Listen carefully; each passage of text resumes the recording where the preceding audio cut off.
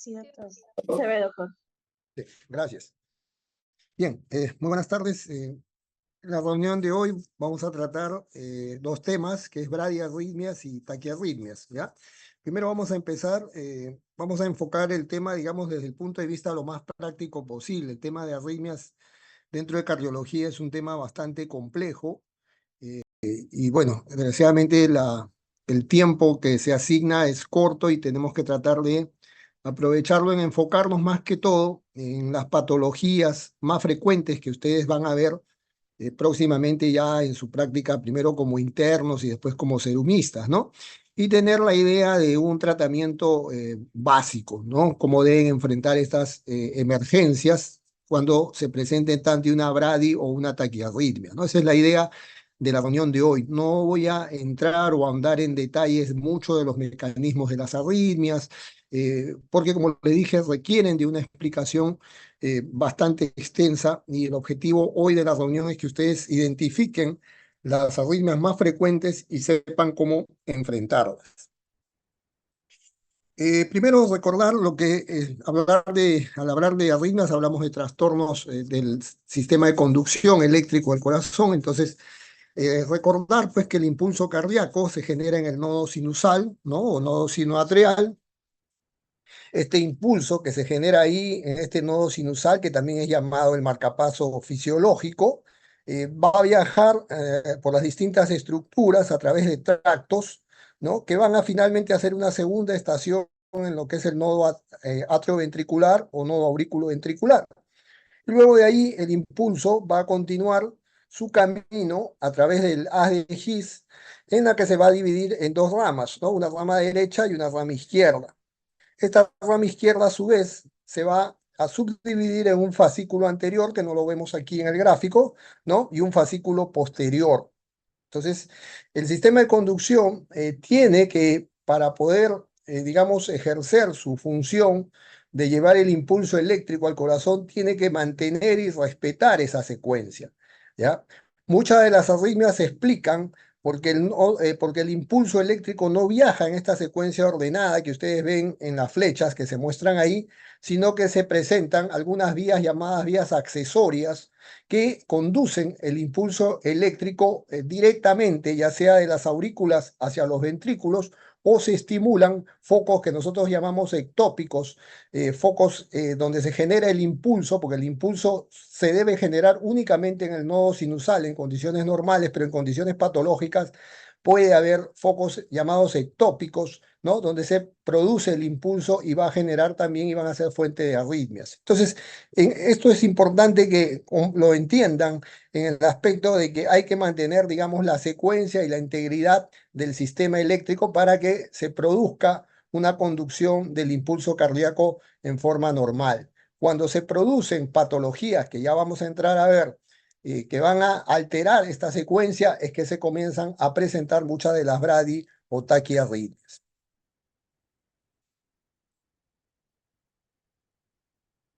Vamos a empezar con las bradiarritmias, ¿no? Pero primero mencionaremos lo que es una bradicardia, ¿no? La bradicardia es una alteración del ritmo cardíaco en la que vamos a encontrar una frecuencia cardíaca lenta, inferior a 60 latidos por minuto, ¿no? La frecuencia normal, digamos, está comprendida entre 60 y 100 latidos. Una caída en menos de 60 nos coloca ya en una situación de bradicardia y una frecuencia mayor de 100 en una taquicardia, ¿no? Es lo que básicamente conocemos. Las bradiarritmias patológicas provocan reducción del gasto cardíaco. Recuerden que cuando hablamos de gasto cardíaco, dentro de las variables que intervienen en el gasto cardíaco están el volumen latido, ¿no? O volumen sistólico por la frecuencia cardíaca. Si la frecuencia cardíaca cae, va a caer el gasto cardíaco, ¿no? Y cuando la caída de este gasto cardíaco, producto de una caída de la frecuencia cardíaca, es muy marcada, puede llevar al paciente a una inestabilidad hemodinámica y generalmente el paciente puede terminar en el síncope, que es la manifestación más común, o también puede presentar otras sintomatologías de bajo gasto, como puede ser los mareos o la disnea. También las bradiarritmias pueden estar asociadas a anormalidades intrínsecas que pueden ser generadas por el uso de medicamentos.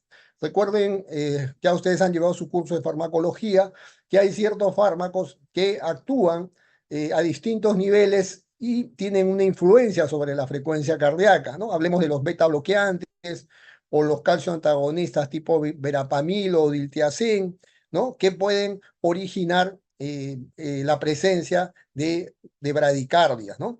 También algún tipo de desorden electrolíticos, trastornos electrolíticos que pueden llevar a disminución de la frecuencia cardíaca y algún tipo de enfermedades sistémicas, ¿no? Entonces, todo el cortejo de bradiarritmias está, pues, digamos, enmarcado dentro de múltiples patologías, muchas de ellas no necesariamente cardíacas y finalmente también pueden estar asociadas a consumo de medicamentos. Las bradiarritmias se deben a alteraciones en el nodo sinusal, en el nodo aurículo-ventricular o en el sistema de conducción por debajo del haz de His. Y eso es importante porque lo vamos a ir detallando conforme avancemos en la reunión. La etiología generalmente de las bradiarritmias está debida en gran parte a la degeneración del sistema de conducción y de las células de marcapaso, lo que nosotros llamamos la enfermedad del nodo, ¿ya? Cuando las células del marcapaso disfuncionan y pierden la capacidad de generar el impulso cardíaco, a eso le llamamos la presencia de la enfermedad del nodo, ¿no? Entonces, generalmente, como vamos a ver, está asociada a fibrosis, ¿no? El nodo sinusal se fibrosa, envejece, y al envejecer o fibrosarse pierde la capacidad de generar el impulso eléctrico. Entonces, una de las principales causas de las bradiarritmias está en el envejecimiento o en la presencia de fibrosis del nodo sinusal. También pueden presentarse bradiarritmias del tipo de bloqueos, que vamos a ver más adelante, en contexto de una cardiopatía isquémica, de un síndrome coronario agudo, si es que se compromete alguna de las ramas de las arterias que dan circulación al nodo sinusal, ¿no? O al nodo aurículo-ventricular, cuando hay un compromiso de esas arterias, ¿no? También en los casos de hipotiroidismo, hipotermia, algún tipo de enfermedad como de Chagas que puede afectar el sistema de conducción eléctrico y de lo que habíamos dicho antes, algún tipo de medicación.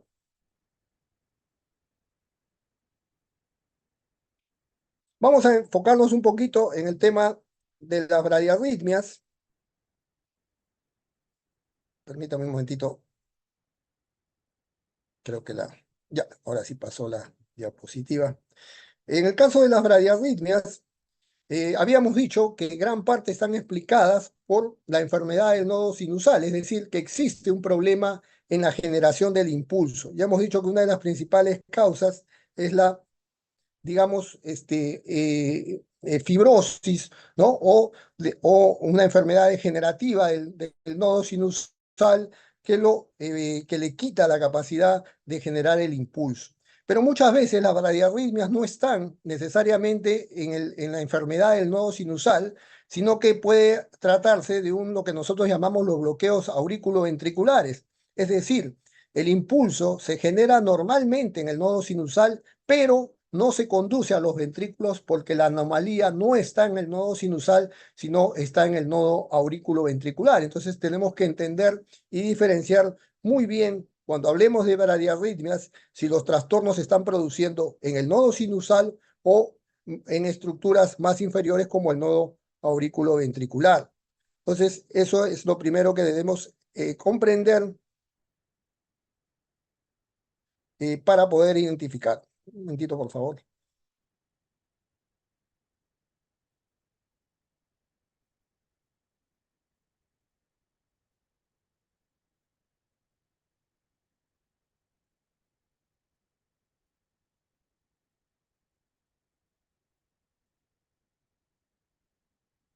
Bien. Entonces, hemos dicho que las bradiarritmias pueden estar generadas por enfermedad del nodo o porque ahí en la enfermedad del nodo no se genera el impulso o porque el impulso sí se genera normalmente, pero no llega a ser, digamos, trasladado adecuadamente por el sistema de conducción, produciendo los llamados bloqueos auriculoventriculares. También vamos a ver que ante la ausencia de uno o más complejos QRS, es vital distinguir si se trata de una enfermedad del nodo sinusal, o sea, una pausa sinusal, o un bloqueo auriculoventricular, en donde la onda P, que no se presenta una onda P que no se conduce a los ventrículos. Esto lo vamos a ver más claro con los electrocardiogramas que vamos a presentar. Vamos a hablar primero de lo que es la bradicardia sinusal, ¿no? La bradicardia sinusal únicamente es un trastorno en donde vamos a encontrar una frecuencia cardíaca menor de 60, ¿no? Pero después todas las condiciones, vamos a encontrar un ritmo regular, ondas P y complejos QRS normales, la conducción de la onda P al complejo QRS es normal, y generalmente una bradicardia sinusal no suele tener significado patológico, es decir, si yo encuentro a una persona que tenga una frecuencia cardíaca menor de 60, no necesariamente esa condición es anormal o patológica. Si es una persona joven o si es una persona que hace deportes, ¿no? Que tiene un sistema de entrenamiento, permanente, ¿no? Es un deportista, generalmente puede encontrar en ellos una bradicardia sinusal sin que eso signifique patología. La bradicardia sinusal me debe preocupar cuando encuentro algún tipo de sintomatología que hemos dicho que puede ser mareos, disnea o ya mucho más preocupante el tema del síncope. Entonces, bradicardia sinusal no es necesariamente una situación patológica o anormal, ¿no? Hay que ubicarnos dentro de qué contexto se da, ¿no? Bueno, ustedes recuerden que para hacer la medida de la frecuencia cardíaca en un electrocardiograma, simple y sencillamente cuentan el número de cuadrados pequeños que hay entre dos complejos QRS, ¿no? Como ustedes ven acá en esta gráfica, ¿no? Y dividen o mejor dicho, el numerador es una constante que es 1500 entre el número de cuadrados pequeños que encuentran entre dos complejos QRS y de esa manera les da la cifra de 42 de latidos, en este caso de frecuencia cardíaca.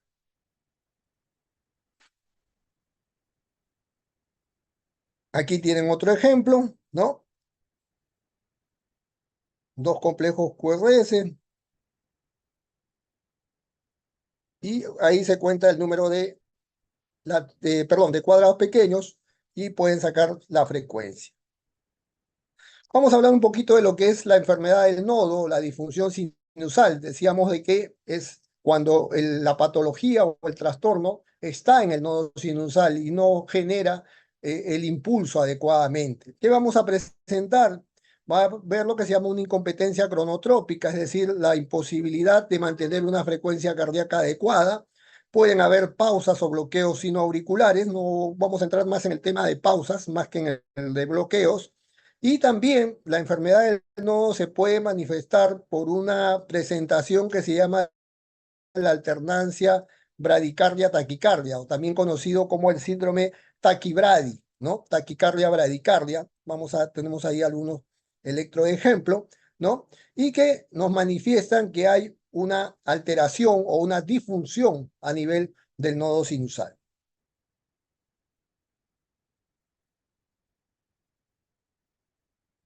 Aquí vamos a encontrar lo que ya habíamos visto, la pausa sinusal. Miren ustedes, habíamos dicho que para encontrar la frecuencia, ¿no?, cardíaca, tomamos dos complejos QRS, ¿no? Y contábamos el número de cuadrados pequeños que hay, ¿no? ¿Cuánto vale un cuadrado pequeño en el electrocardiograma?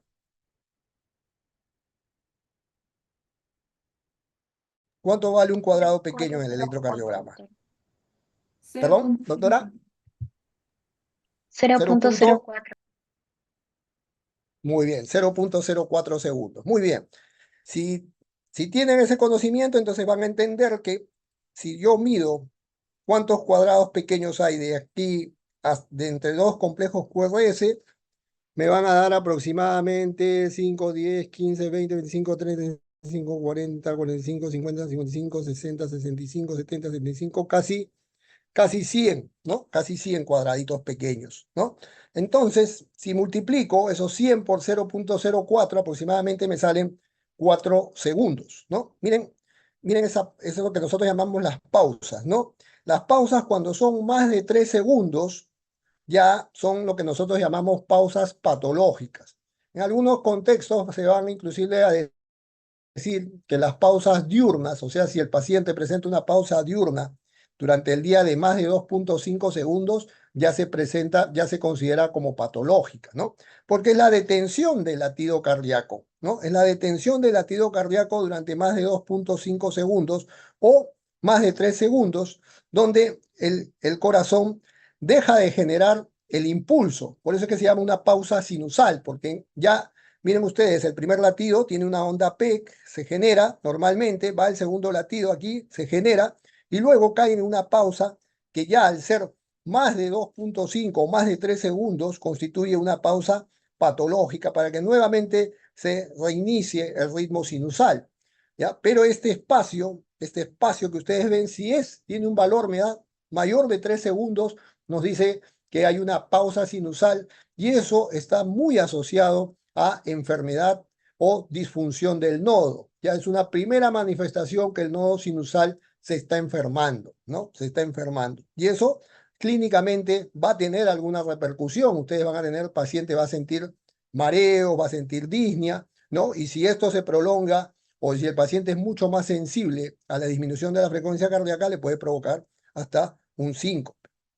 Entonces, esta es una de las primeras manifestaciones de la enfermedad del nodo. La otra, habíamos dicho que es lo que nosotros llamamos el síndrome taquibradi o braditaqui. Miren ustedes, ¿no? El paciente viene con una frecuencia, en este caso inclusive es una arritmia, ¿no? Que es una fibrilación auricular, una FA, ¿no? Y de repente él hace una pausa y cae en una bradicardia, ¿no? Cae en una bradicardia. Y esto también es una manifestación donde hay alternancia de episodios de taquicardia con bradicardia, por eso es que se llama el síndrome taquibradi, que también es otra manifestación de la enfermedad del nodo sinusal. Entonces, cuando hablamos de la enfermedad del nodo sinusal, hablamos de pausas sinusales o del síndrome taquibradi. Ahora vamos a ver la otra condición dentro de las bradiarritmias. Ya no es el problema que en la generación del impulso que se ve detenido por la presentación expresado como pausas o porque hay una disfunción del nodo que por momentos genera taquicardias y por momentos entra en bradicardia. No, ahora el problema ya no está en el nodo sinusal, sino está en estructuras más inferiores, como el nodo auriculoventricular, ¿no? O inclusive llegando hacia las ramificaciones, ¿no? Entonces tenemos los bloqueos auriculoventriculares. Aquí el problema en el bloqueo auriculoventricular es el defecto en la conducción, es decir, en llevar el impulso de la aurícula al ventrículo. Los bloqueos pueden ser transitorios o permanentes. Puede ser transitorio si un paciente se ve afectado por un cuadro de isquemia, ¿no? El sistema de conducción se ve afectado por esa isquemia, presenta un bloqueo auriculoventricular y cuando se reperfunde, ya ustedes han hecho este manejo del síndrome coronario, ¿no? Muchas veces reperfundimos el sistema, ¿no? La arteria vuelve, digamos, a llevar fluido adecuadamente y entonces desaparece el bloqueo cuando es de carácter isquémico, ¿no? Entonces, a eso le podemos llamar un bloqueo transitorio o pueden ser los bloqueos de tipo permanente. También podemos apreciar algún tipo de bloqueo de condición fisiológica en algunos deportistas, ¿no? O en condiciones como puede ser durante el masaje, a la aplicación de un masaje de seno carotídeo. Aunque también, al igual que en la enfermedad del nodo, puede deberse a deterioro anatómico funcional, generalmente por fibrosis. Los bloqueos auriculoventriculares van a estar divididos en el bloqueo de primer grado, en el bloqueo de segundo grado y en el bloqueo de tercer grado. En el bloqueo de segundo grado hay una subdivisión que en tipo 1 o tipo 2, que es lo que vamos a ir analizando.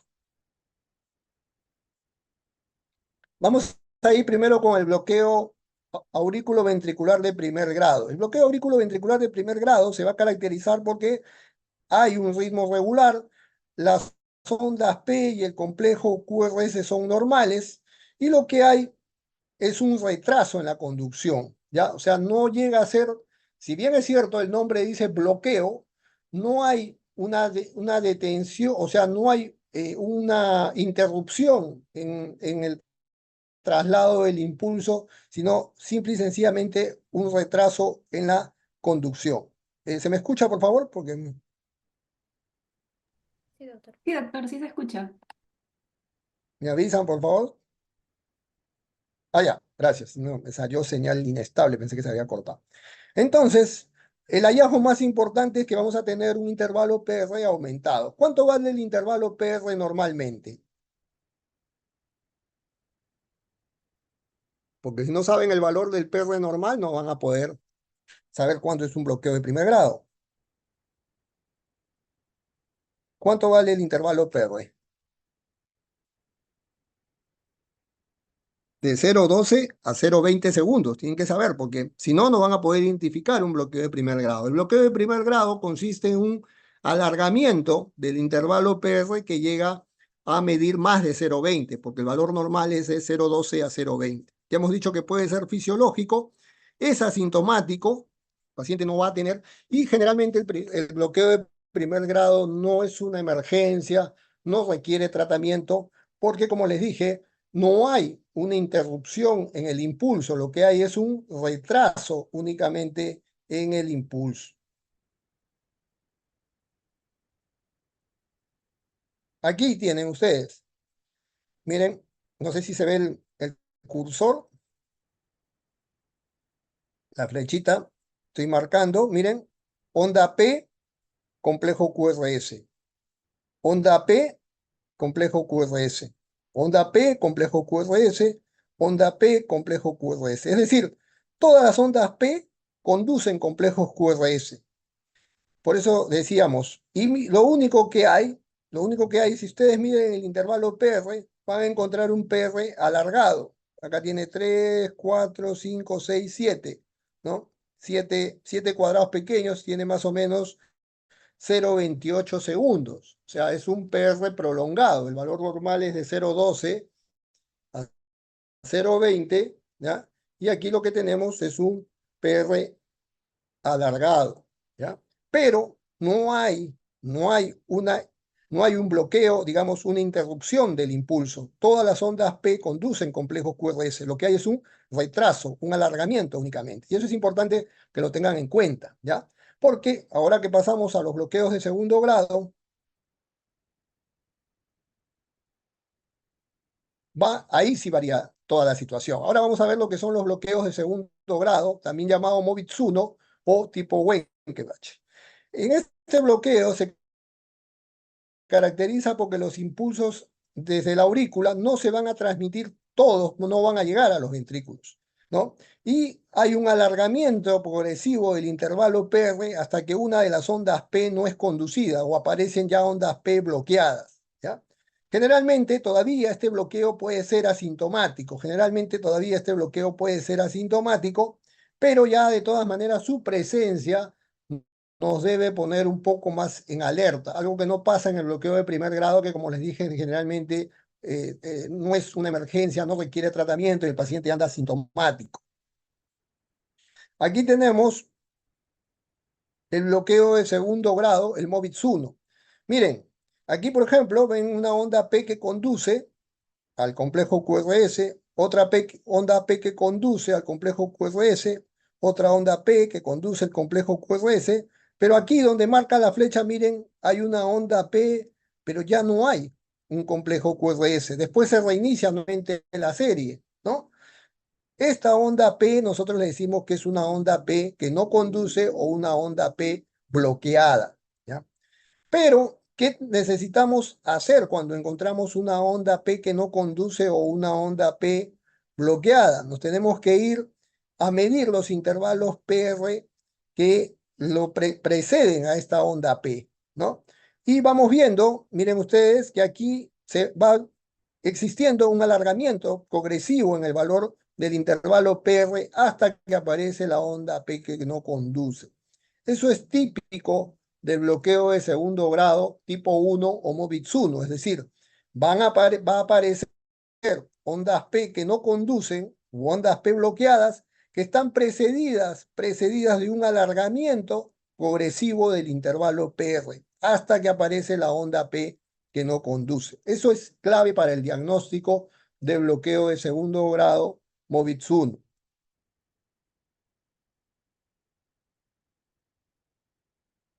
Aquí tienen otro ejemplo, ¿no? Aquí tienen la onda P que no conduce, ¿no? Una onda P que no conduce y va precedida, miren ustedes, aquí el intervalo PR tiene aproximadamente un valor de 5 cuadrados pequeños, después se va alargando a 7, ¿no? Y después va llegando inclusive a 10, o perdón, a 12 cuadrados pequeños. O sea, se va alargando el PR hasta que aparece una onda P que no conduce. Ese es propio del bloqueo de segundo grado tipo 1. Ahora nos vamos con el bloqueo de segundo grado tipo 2 o MOVIX 2. Aquí el deterioro es más distal todavía al nodo auriculoventricular y aquí sí tenemos que tener ya mucho más cuidado porque este sí tiene un significado patológico y el bloqueo de segundo grado tipo 2 puede progresar hacia un bloqueo de tercer grado, que es lo que vamos a ver más adelante, que sí es mucho más grave, ¿ya? Aquí se va a distinguir que no hay un alargamiento del PR, los valores del PR son fijos o constantes y como les dije, ya es un bloqueo en el que puede aparecer inestabilidad hemodinámica del paciente. Aquí miren, acá vemos una onda P bloqueada, no conduce al complejo QRS. Entonces nos vamos hacia el intervalo PR que la precede, y vamos a ver si tomamos aquí la medida. Miren, el PR tiene la misma medida que aquí, ¿no? Es un intervalo PR constante, fijo, ¿no? Aquí miren, aquí está la onda P que no conduce y los valores del PR son fijos o constantes, ¿no? Eso hace característico al bloqueo de segundo grado tipo 2, ¿no? Entonces, recapitulando un poquito, en el bloqueo de primer grado vamos a encontrar que todas las ondas P conducen complejos QRS y la única alteración que hay es que el intervalo PR está prolongado, dura más de 0,20 segundos, pero no hay ondas P que no conduzcan, todas conducen, lo que hay es un retraso en la conducción, más no propiamente un bloqueo, solamente hay un alargamiento del PR, o sea, un enlentecimiento en el traslado del impulso. En el bloqueo de segundo grado, tipo 1, ya comienzan a aparecer las ondas P bloqueadas o que no conducen, pero que van a estar precedidas de intervalos PR que se van alargando progresivamente hasta que aparece la onda P no conducida o bloqueada. Y en el segundo grado, tipo 2, van a haber ondas P que no conducen, ondas P bloqueadas, pero que están precedidas de intervalos PR fijos o constantes que tienen el mismo valor hasta que aparece la onda P que no conduce. Y eso es importante que ustedes puedan, digamos, definir. Acá tienen otro ejemplo, ¿no?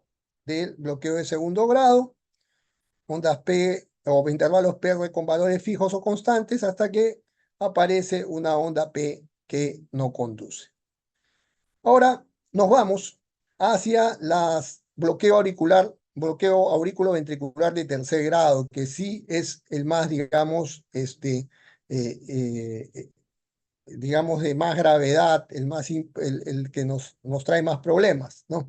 Es el bloqueo en donde también se le conoce como disociación auriculoventricular. Miren, si ustedes comprenden, digamos, el nombre, ya prácticamente les va a dar toda la pista para poder identificarlo. Disociación auriculoventricular.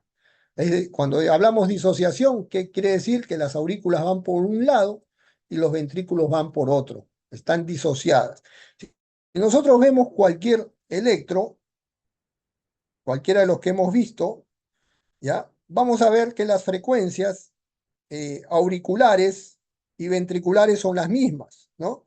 Si yo tomo la frecuencia del ventricular, la frecuencia auricular está dada por la onda P, ¿no? Y la frecuencia ventricular está dada por el complejo QRS, ¿no? Entonces acá, por ejemplo, 1, 2, 3, 4, 5, más o menos va a 60 latidos aproximadamente la frecuencia ventricular, ¿no? Y si ustedes toman la frecuencia auricular, 1, 2, 3, 4, 5 cuadrados grandes, ¿no? 300 entre 5 va a 60 la aurícula. Es decir, el ventrículo, la aurícula va a 60 y el ventrículo va a 60. Esa es, digamos, la sincronía que tiene que haber entre aurícula y ventrículo. Pero van a ver ustedes ahora qué pasa con los bloqueos de tercer grado. Ay, perdón. Estaba yéndome. En el bloqueo de tercer grado, lo que ustedes van a encontrar es una disociación auriculoventricular, ¿ya? Y se van a generar unos latidos de escape que después vamos a pasar a explicar. Pero primero nos vamos a enfocar en lo que es el bloqueo de tercer grado. Miren ustedes, aquí encuentran una onda P que no conduce al complejo QRS, acá ven otra onda P, no conduce, acá otra onda P, complejos QRS, y miren la frecuencia a la que va el ventrículo. Si nosotros tomáramos la frecuencia ventricular, diríamos 1, 2, 3, 4, 5, 6, 7, 8, 9, 10, ¿no? Entre 300 aproximadamente los ventrículos van a una frecuencia de 30 latidos. Y si yo tomo la frecuencia de las aurículas, es decir, la frecuencia de las ondas P, van a 300, 150, 100, 80, 83, como marca acá para ser más exactos. Es decir, las aurículas laten a 83 y los ventrículos van a 30. Por eso es que se llama disociación auriculoventricular, o vamos a encontrar más ondas P que complejos QRS. Eso es muy típico de los bloqueos auriculoventriculares, ¿no? Entonces, si ustedes encuentran más ondas P que complejos QRS y esas ondas P van a una frecuencia completamente distinta de lo que es la onda, perdón, de la frecuencia ventricular, ustedes están ante un bloqueo de tercer grado.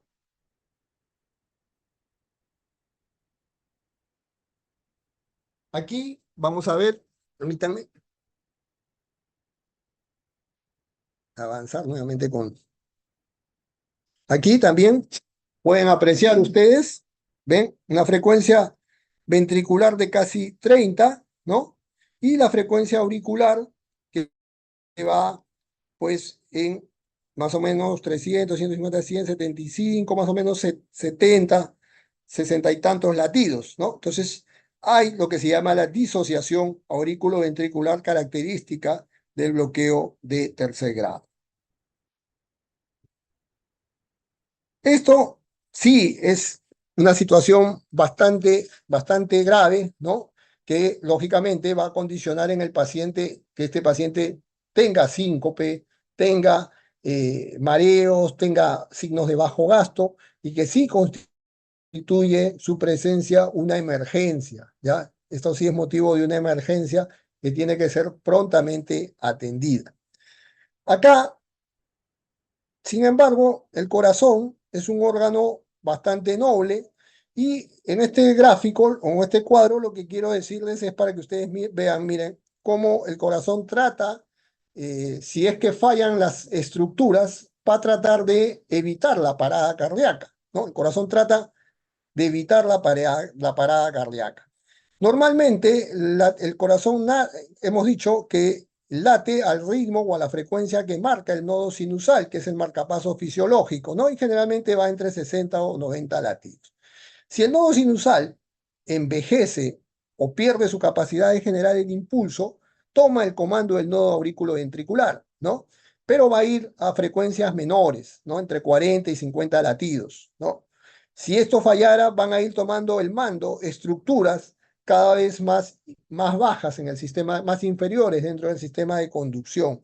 Es decir, es lo que nosotros llamamos los centros de escape, o ritmos de escape, que también, tal como los conocemos, ¿no? ¿Qué son los ritmos de escape o centros de escape? Son centros accesorios con automatismo que normalmente no están activados porque el control lo tiene el nodo sinusal. El nodo sinusal al latir a una frecuencia mayor, digamos, entre comillas, anula, ¿no?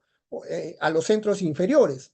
Pero cuando el nodo sinusal, que se encarga de generar los estímulos, sufre una enfermedad o se enlentece demasiado, ¿no? Entonces los centros auxiliares, como se dice, se activan y comienzan a generar el impulso para evitar la detención del corazón y produce lo que se llaman los latidos de escape o ritmos de escape.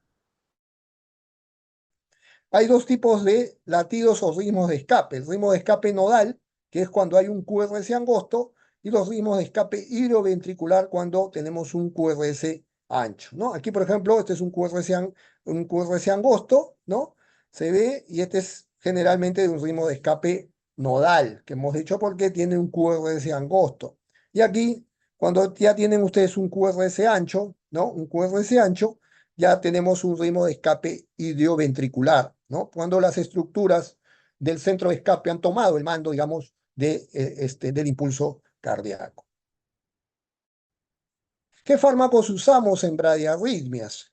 O sea, cuando tenemos una bradiarritmia, cuando tenemos algún tipo de bloqueo auriculoventricular o una bradicardia de tipo sintomática, ¿no? ¿Qué fármacos usamos? Aquí el fármaco más usado es la atropina, ¿ya? La atropina. No se olviden que pueden administrarla en pequeños, digamos, en dosis de 0,5 a 1 miligramo en forma endovenosa, pero recuerden, no deben pasar la dosis máxima que es 3 miligramos, ¿ya? A veces se ponen a poner que 1 miligramo, otro miligramo más, hasta buscar respuesta, pero tienen que ir, digamos, contabilizando la dosis que le han puesto al paciente. No pueden exceder de 3 miligramos porque si no pueden producirse alteraciones en el sistema nervioso central. Entonces, mucho cuidado con cuando administren atropina, no exceder de la dosis máxima de 3 miligramos, ¿ya? Luego tienen otras drogas que pueden ayudar en el tema de las bradiarritmias, la adrenalina o epinefrina, es una también importante. Cuando no tengo respuesta a la atropina, puedo poner una infusión de adrenalina y eso ayuda bastante, ¿no? Son los fármacos que ustedes más van a tener a la mano, ¿ya? Cuando hagan pues su serum o de repente en alguna localidad un poquito alejada, en un centro de primer nivel de atención, son dos fármacos que nunca les va a faltar y con eso pueden estabilizar a un paciente dentro de una situación de una bradiarritmia, ¿no? Atropina y adrenalina. Acá les dejo los otros fármacos que también de repente no van a tener la facilidad de encontrarlos, pero bueno, es para su conocimiento, ¿no? También podemos tener lo que nosotros llamamos la estimulación transcutánea, que la hacemos con un ahora vamos a pasar a ver la figura para poder explicar. Aquí tienen este algoritmo que me parece importante, ¿no? Para que recuerden los fármacos, ¿no? Bradicardia persistente, un paciente con una bradicardia que puede estar hipotenso, con alteraciones del estado de conciencia, ¿no? Generalmente empezamos con atropina, pero recuerden, hasta una dosis máxima de 3 miligramos. Si el paciente no responde a atropina, mi otra opción es adrenalina, ¿no? En infusión, ¿no? Es un fármaco que me puede dar muy buen resultado hasta poder llevar a mi paciente, si es que no, normalmente si estoy en un centro de primer nivel de atención, no voy a tener a la mano lo que nosotros llamamos la posibilidad de un marcapaso transcutáneo. Va a tener que ser trasladado a un hospital donde puedan ustedes contar con un marcapaso transcutáneo, es decir, se le coloca sobre el pecho del paciente unos parches, ¿no? Y se hace una estimulación externa. Y entonces eso también ayuda a restablecer la frecuencia cardíaca. Pero, como les dije inicialmente, el probar con el tratamiento medicamentoso. Aquí tienen, ¿no? Cómo van a utilizar el marcapaso transcutáneo. Acá les dejo la figura con la explicación de vida, ¿no? Generalmente los equipos cuentan con este sistema de estimulación transcutánea y de esa manera buscamos estabilizar a aquel paciente con un compromiso severo hemodinámico por algún tipo de bradiarritmia. Otro examen, un examen importante en cardiología, del que ya seguramente han hablado, es el Holter, ¿no? Que en bradiarritmias tiene mucha utilidad para la detección de bradicardias, de la presencia de bloqueos auriculoventriculares, detección de pausas o detección de síndrome taquibradis, ¿no? Es muy útil este monitoreo de 24 horas. Muy bien, entonces recuerden que en el nodo sinusal, la mayor, digamos, la enfermedad del nodo sinusal está más asociada a la presencia de cuadro de la fibrosis, ¿no? Que va a afectar la capacidad del nodo sinusal de generar impulso. Recuerden que el bloqueo de segundo grado tipo 2 puede progresar hacia un bloqueo de tercer grado, por eso es que ya tenemos que tener las alarmas encendidas y estar monitorizando a nuestros pacientes mediante Holter para ver si este bloqueo no progresa hacia un bloqueo de tercer grado. En la disfunción del nodo sinusal no hay una frecuencia cardíaca mínima establecida para recomendar un implante de marcapaso. Sí, el paciente ya es un paciente sintomático que les hace síncopes a repetición, que tiene disnea, en fin, no hay una frecuencia cardíaca mínima establecida en un paciente ya con una enfermedad del nodo para ponerle un marcapaso. Simple y sencillamente manda la clínica, ¿ya? Eh, Recuerden que el tratamiento definitivo para un bloqueo de tercer grado es el implante de marcapasos. No hay otra alternativa terapéutica, farmacológica frente a un bloqueo de tercer grado. La única solución es el implante del marcapaso. Bien, esta primera parte de bradiarritmias, no sé si hay alguna pregunta para pasar a taquiarritmias. ¿Alguna pregunta?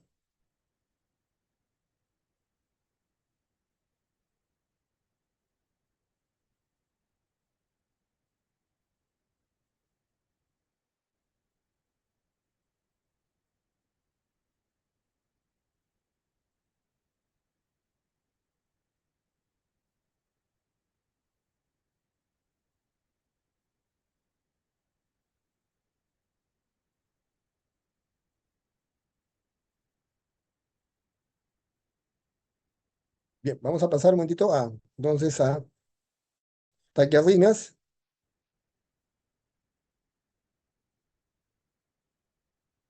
Permítanme un ratito, voy a subir la presentación.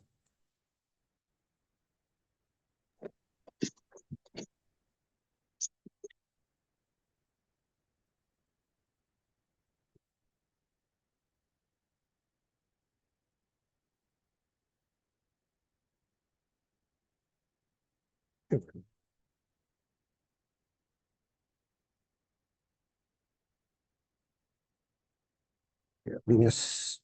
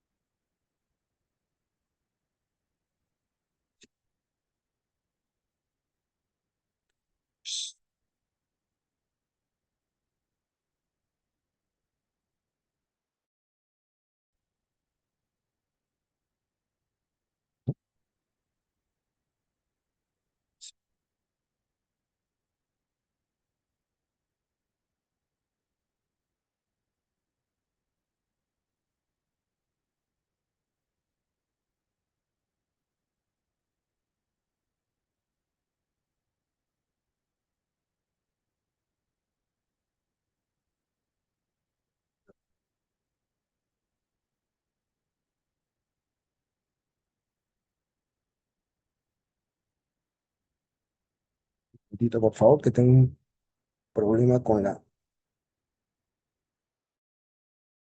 para subir la presentación. Acá está.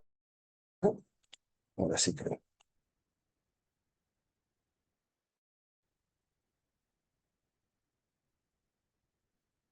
¿Se ve la presentación, por favor? Sí, doctor. Sí, se ve, doctor. Ya, gracias. Bien, vamos entonces con taquiarritmias.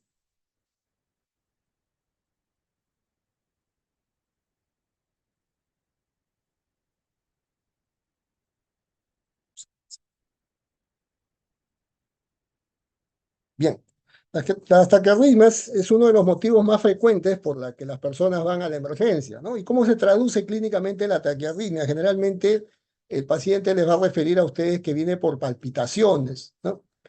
Siento que el corazón me late más rápido, tiene la sensación que se le va a salir, ¿no? Esos tipos de expresiones generalmente son las primeras manifestaciones con las que llega a un paciente a la emergencia, en donde ustedes como internos o ya como médicos serumistas lo van a recibir, ¿no?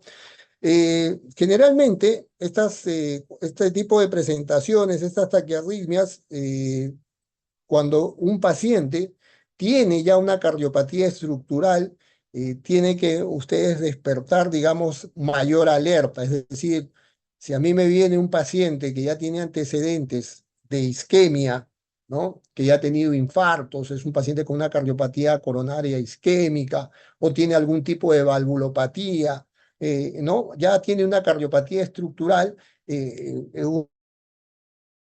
una taquiarritmia suele ser mucho más riesgosa en este tipo de pacientes, ¿no? Entonces ya sus alarmas tienen que estar mucho más encendidas, ¿no? De ahí que sea importante reconocer y tratar oportunamente las taquiarritmias.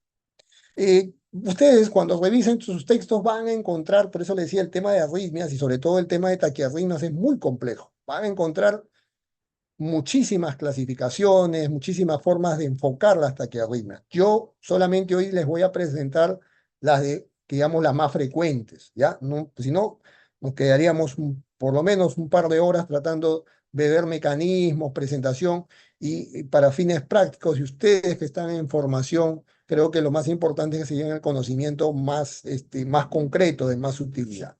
Para eso, vamos a clasificar a las taquiarritmias según si son con QRS estrecho o con QRS ancho, ¿ya? Esa es la clasificación en la que nosotros nos vamos a basar para ir enfocando.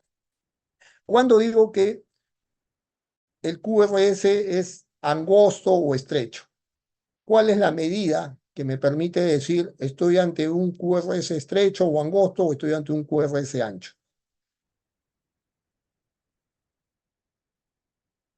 120. ¿Quién? ¿Ya? ¿De cuánto a cuánto, doctor? ¿Está bien? Dijo un valor, solamente le escuché el valor final, pero ¿de cuánto a cuánto? ¿Hasta o hasta? No tengan miedo, no es nota, sino para que participen, para que estemos conversando un poco más, ¿no? Bueno, es generalmente entre 0,06 hasta 0,10, ¿no? A partir de 0,12 o 120 milisegundos, ya hablamos de QRS ancho, ¿no? A partir de 0,12 segundos, o sea, de 3 cuadrados pequeños a más, hablamos de un QRS ancho, ¿no? Y menos, desde 0,120, hablamos de QRS estrechos. Generalmente, el QRS estrecho corresponde a las taquiarritmias supraventriculares y las de QRS ancho generalmente corresponden a taquicardias ventriculares, ¿ya? Entonces, vámonos primero con el grupo de QRS estrecho, ¿ya? Que son las supraventriculares. Aquí yo les voy a presentar la taquicardia sinusal, fibrilación y flúter auricular, la taquicardia auricular multifocal y la taquicardia paroxística supraventricular. Eso es lo que vamos a tratar. Son, como le dije, yo he clasificado así, les quiero presentar porque me parece un poco lo más didáctico, pero si revisan van a encontrar distintos tipos. Entonces, dentro de estas taquiarritmias con QRS estrecho, ya hemos definido qué es un QRS estrecho, voy a su vez a subdividirlas en dos grupos, cuando tienen un RR regular o tienen intervalos RR irregulares. Dentro de las RR regulares voy a tener taquicardia sinusal, taquicardia supraventricular y flúter auricular. Y dentro de las irregulares, fibrilación auricular y taquicardia auricular multifocal. ¿Ya? Ahorita vamos a ir, no se preocupen, pero necesito que el cuadro lo tengan para que ustedes solos vayan llegando al diagnóstico. Primero vamos a hablar de la taquicardia sinusal. Hemos dicho que cuando yo veo un electro, lo primero que tengo que hacer es ver si está en ritmo sinusal o no, ¿no?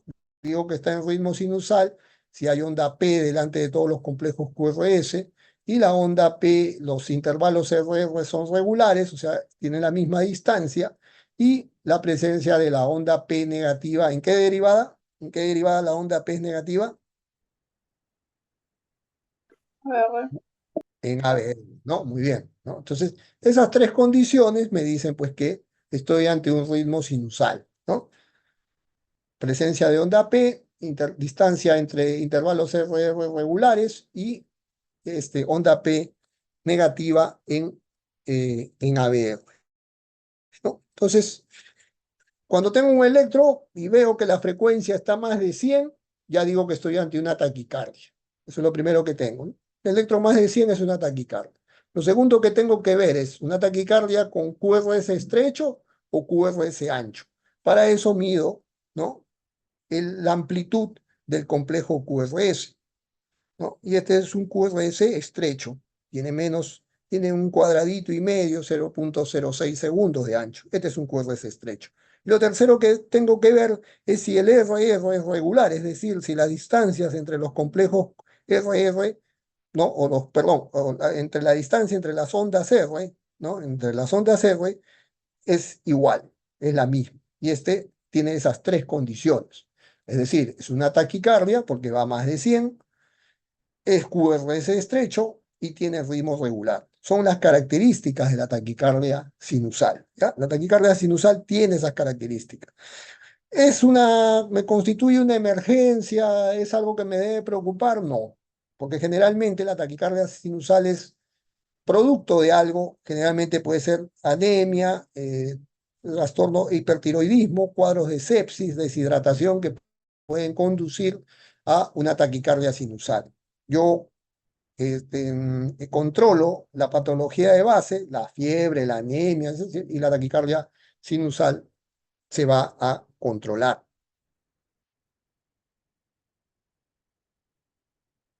Muy bien, esa es la taquicardia sinusal.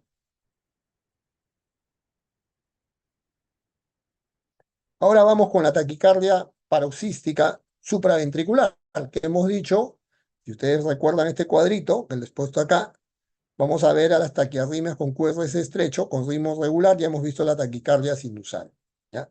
Ahora vamos con la supraventricular. Igual, ven este electro, la frecuencia va a más de 100,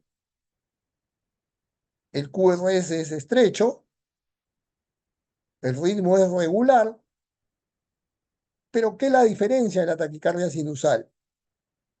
Que no veo la onda P, no hay onda P visible, ¿ya? Por lo menos no puedo verla.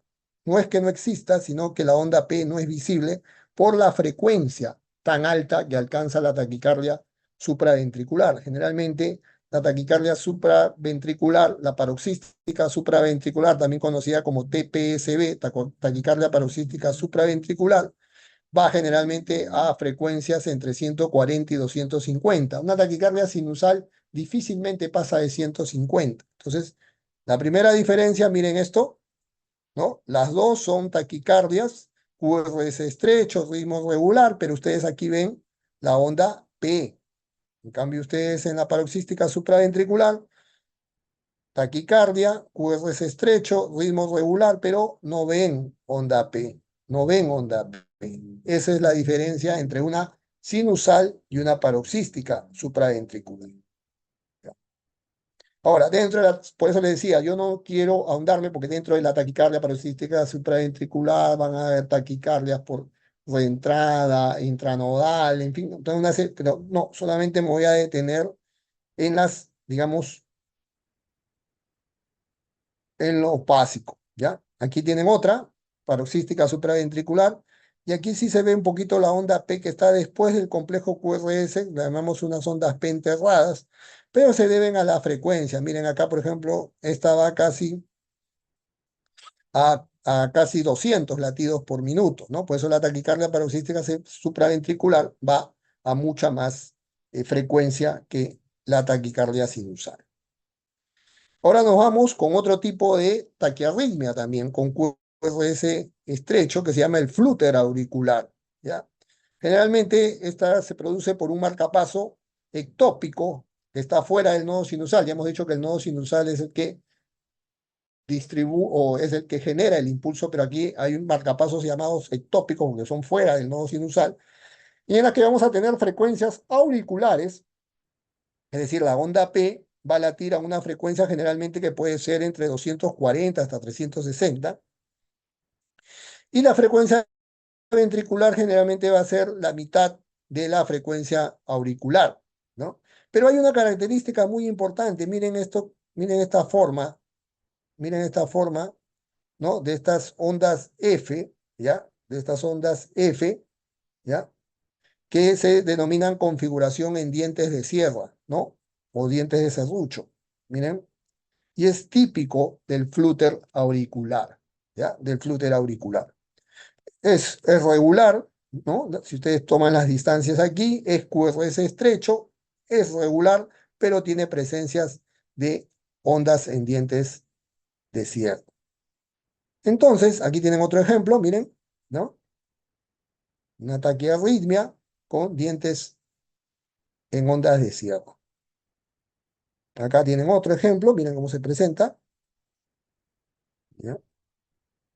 Entonces, cuando hablamos de taquiarritmias, podemos agruparnos en esta primera división que vimos en la gráfica, ¿no? Permítanme volver un poquito para ubicarlos, ¿no? Tengo una taquicardia, primero que tengo que ver si es QRS estrecho o QRS ancho. Si es QRS estrecho, veo si es de ritmo, si los intervalos son regulares. Si son regulares, si veo onda P, es una taquicardia sinusal. Si no veo onda P, es una taquicardia paroxística supraventricular. Y si veo ondas en dientes de sierra, es un flúter auricular, ¿ya? Entonces, más o menos, ustedes siguen este orden, este algoritmo, y les va a servir un poquito para diagnosticar con más facilidad su taquiarritmia. Ahora nos vamos con las que no son RR regular, sino que son RR irregular, ¿ya? Nos vamos con las de ritmo irregular, y la primera que tenemos es la fibrilación auricular, ¿no? La fibrilación auricular también es una arritmia que se presenta por que se producen el latido en múltiples focos ectópicos auriculares, y generalmente va a tener, miren ustedes, esta tiene un ritmo irregular y no va a haber ondas P. Miren, la distancia aquí entre R y R, aquí es más o menos similar, pero miren, acá se acorta, aquí se alarga, aquí se vuelve a cortar, se vuelve a alargar, se acorta, se alarga, ¿no? Y no ven ondas P. Entonces, esa es una fibrilación auricular, es una taquiarritmia con QRS estrecho, pero ritmo irregular y no veo ondas P. Recuerden que la fibrilación auricular está asociada a ¿qué valvulopatía?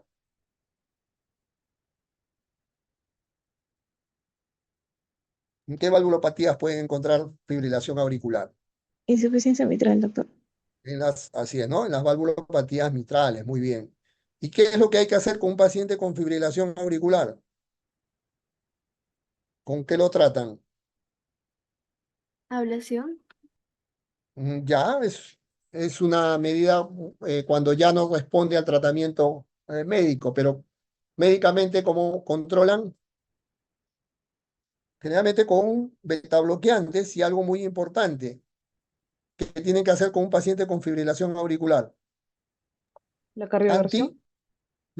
Bueno, es un tratamiento también, digamos, ya es una opción, pero algo que no deben dejar de hacer en pacientes con fibrilación auricular es anticoagularlo. Recuerden que la fibrilación auricular puede desencadenar un fenómeno cardioembólico y provocar generalmente un ACV.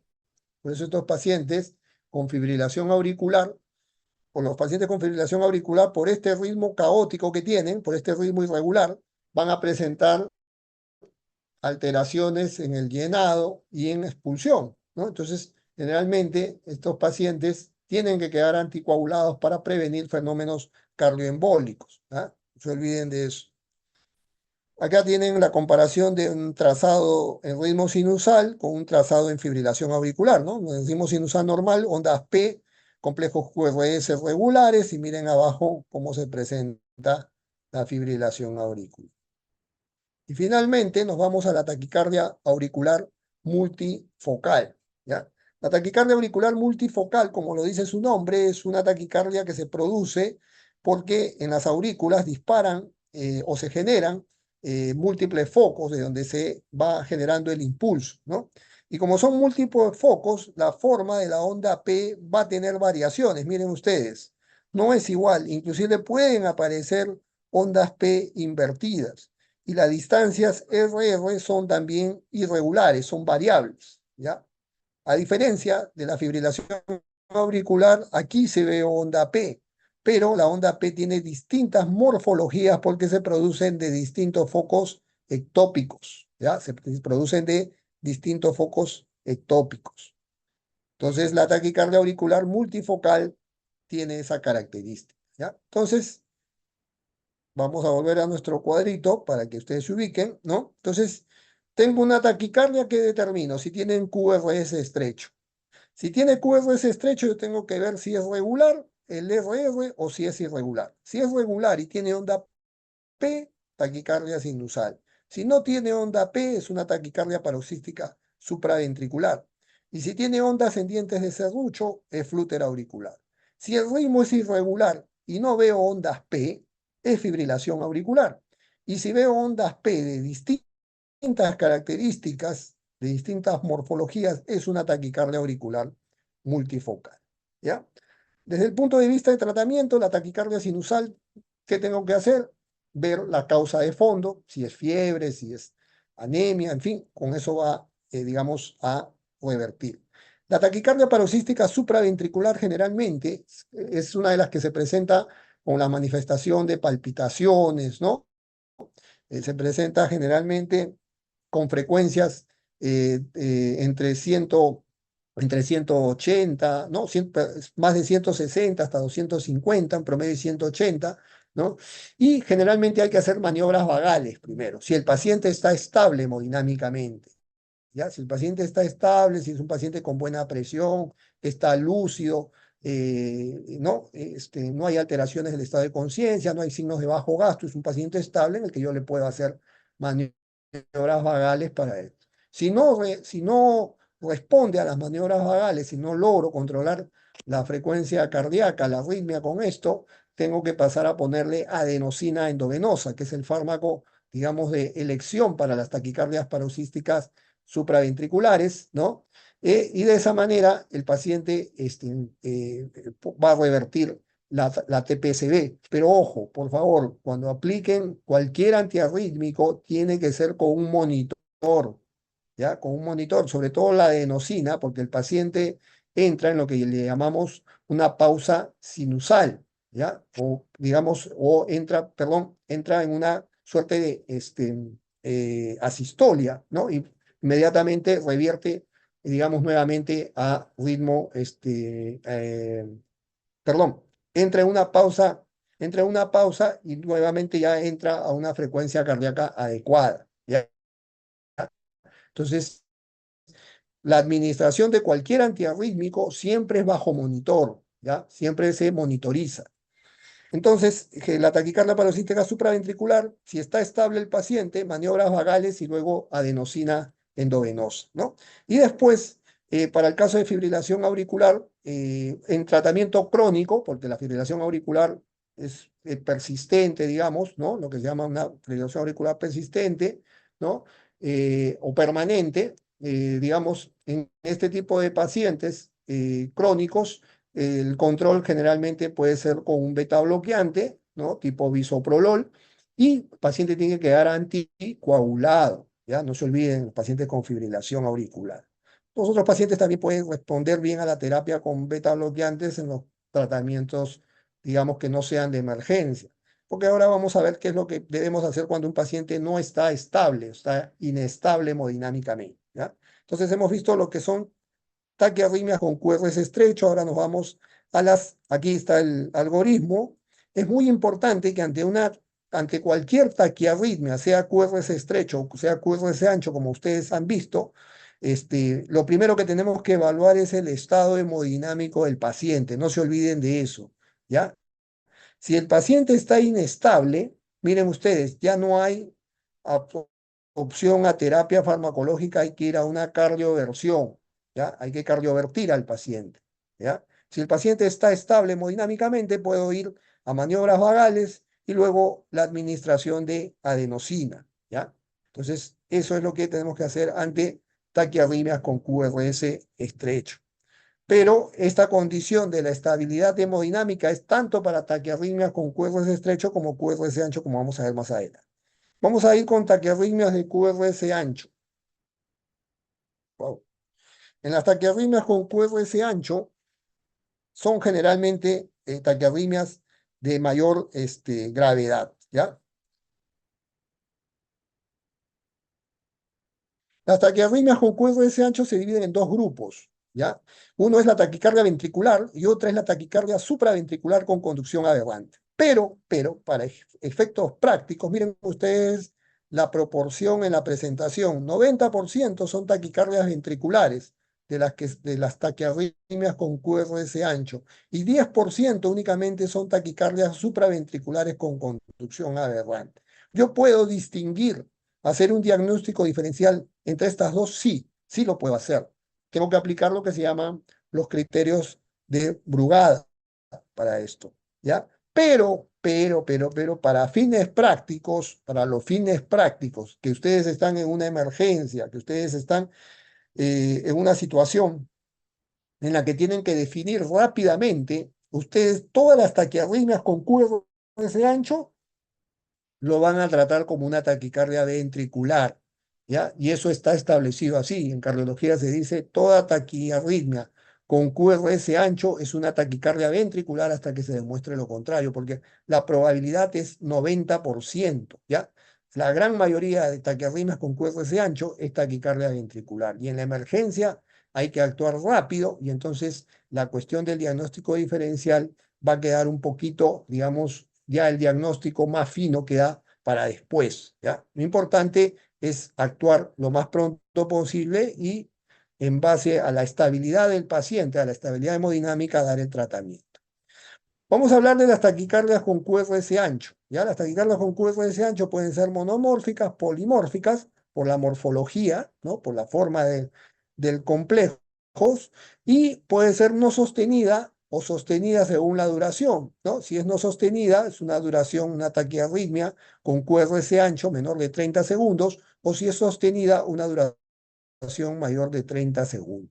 También hay no digamos que es un tipo de taquicardia, digamos, con QRS ancho, porque aquí en la fibrilación ventricular ustedes van a ver que no se pueden identificar ondas, pero la he considerado aquí por la importancia que tiene, porque esta fibrilación ventricular es la causa generalmente mayor de muerte en los pacientes por parada cardíaca, ¿no? Y que generalmente es la que, digamos, la arritmia más fatal que puede haber, ¿no? La fibrilación ventricular. Vamos a hablar de las taquicardias ventriculares, que ya hemos dicho que para efectos prácticos tenemos que considerarlas las taquiarritmias con QRS ancho como taquicardias ventriculares. ¿Por qué? Porque la taquicardia ventricular es la más común. Ya hemos visto que es 90% de las taquiarritmias con QRS ancho es de alta mortalidad. Entonces, debemos sospechar en toda taquiarritmia con QRS ancho que es una taquicardia ventricular. Generalmente tenemos, como decíamos al inicio, tenemos que tener mucho cuidado cuando hay taquiarritmias en pacientes ya con antecedentes de isquemia miocárdica, valvulopatías, algún tipo de cardiopatía congénita o en alteraciones electrolíticas severas, como pueden ser pues hiperpotasemia, hipopotasemia, ¿no? Que nos pueden conducir a algún tipo de taquicardias, ¿no? Las taquicardias ventriculares monomórficas generalmente son originadas por circuitos de reentrada normales. Como le dije, no he querido especificar en el mecanismo de arritmia porque es un tema bastante complejo y que nos demandaría un gran tiempo, ¿no? Y generalmente la polimórfica está causada, como vamos a ver, por anormalidades también de tipo electrolítico, algunos usos inclusive de algunos medicamentos que pueden condicionar el alargamiento del QT y una mayor predisposición a la aparición de taquicardias. Bueno, hemos dicho que por la morfología del complejo yo puedo tener taquicardias ventriculares monomórficas. Miren ustedes, esta es una taquicardia con QRS ancho, ¿no? A diferencia de todas las que vimos, QRS ancho, ¿no? ritmo regular, va a una frecuencia más de 100, y esto es una taquicardia ventricular. Podríamos ir hacia un diagnóstico diferencial si se trata de una taquicardia supraventricular con conducción aberrante, sí, pero habría que aplicar algunos criterios que comprenden entre 5, es un algoritmo que comprende entre 5 o 6 pasos, pero para fines prácticos vamos a considerar, como les dije, a todas como taquicardias ventriculares, como taquicardias ventriculares. Esta es una monomórfica, aquí tienen ustedes una taquicardia polimórfica, miren ustedes la variedad de los complejos QRS, todas son distintas maneras, e inclusive dentro de esas taquicardias ventriculares polimórficas hay una que se llama la torcida de punta, ¿no? Torsada de punta, bueno, si alguien sabe francés le va a salir mucho más bonita la pronunciación, pero generalmente la conocemos como la torcida de punta, que también es un tipo de taquicardia polimórfica y que está muy asociada a trastornos electrolíticos, ¿ya? Entonces, es una forma de presentación. Acá tienen otras presentaciones de taquicardia ventricular polimórfica, ¿no? Y esta es la que yo les decía que es el evento más peligroso, que es la fibrilación ventricular, ¿no?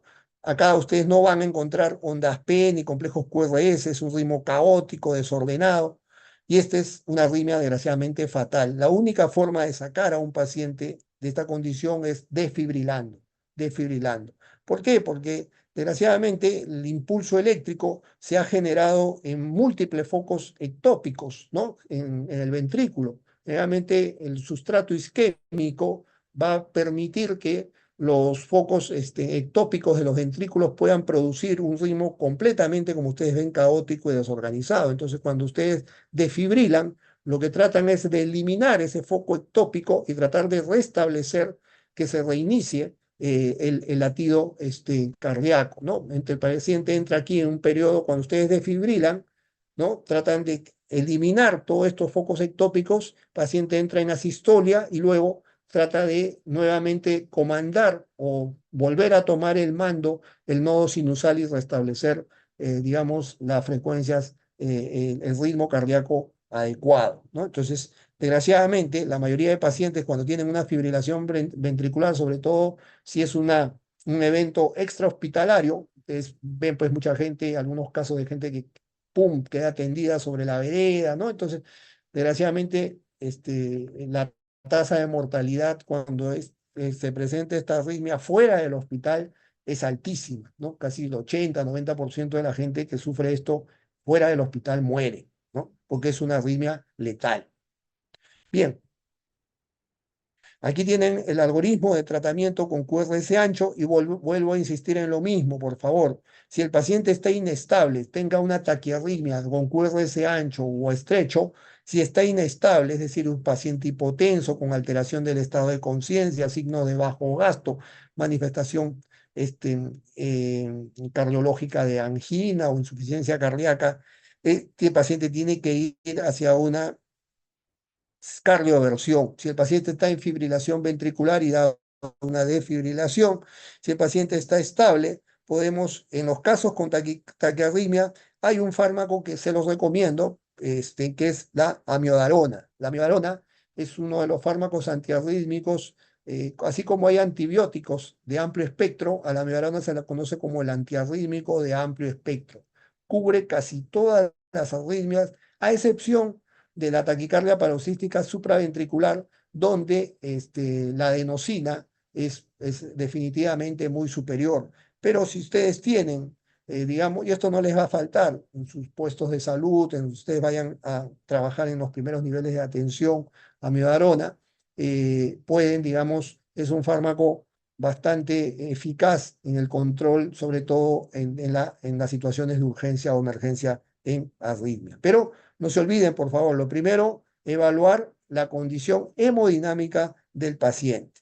Bueno, acá tienen algunos fármacos ya un poquito más detallados, ¿no? Con las dosis respectivas para que ustedes puedan revisar, pero como le digo, lo más importante es determinar la condición hemodinámica del paciente y luego entrar ya al tratamiento. Hay otro tipo también de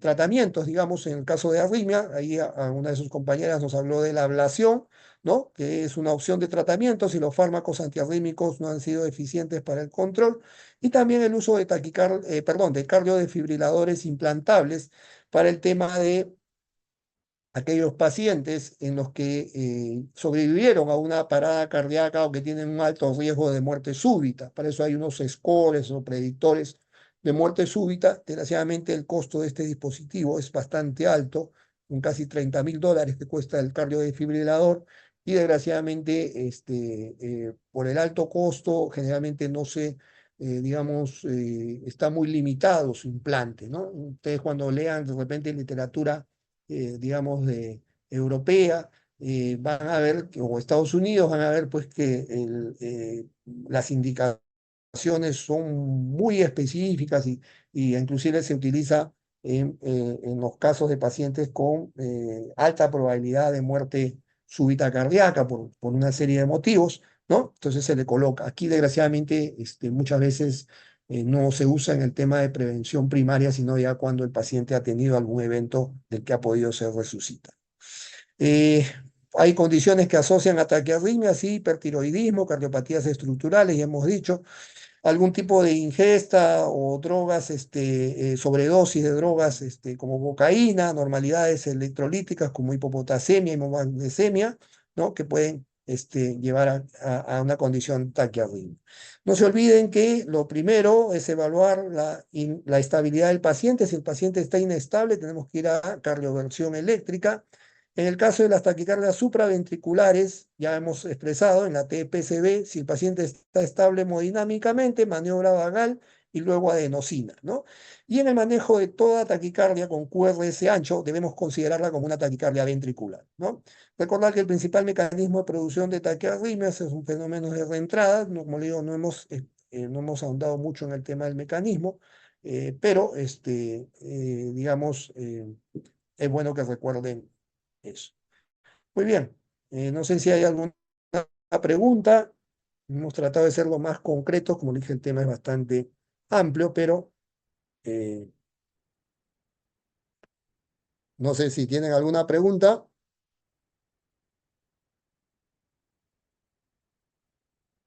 Un poco de preguntar, ¿eh? Bueno, espero que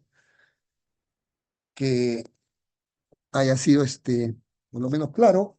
Como les dije, el tema es bastante largo, complejo, pero hemos tratado de tocar de la manera más, los conceptos que les sean a ustedes más claros. Bien, si no hay preguntas, agradecerles por su atención y desearles pues éxito más bonita de la profesión, pero será grata siempre en la medida del esfuerzo que cada uno de ustedes le ponga, ¿no? Les deseo el mayor de los éxitos y bueno, ojalá que nos podamos en algún momento ya encontrar personalmente. Gracias. Gracias.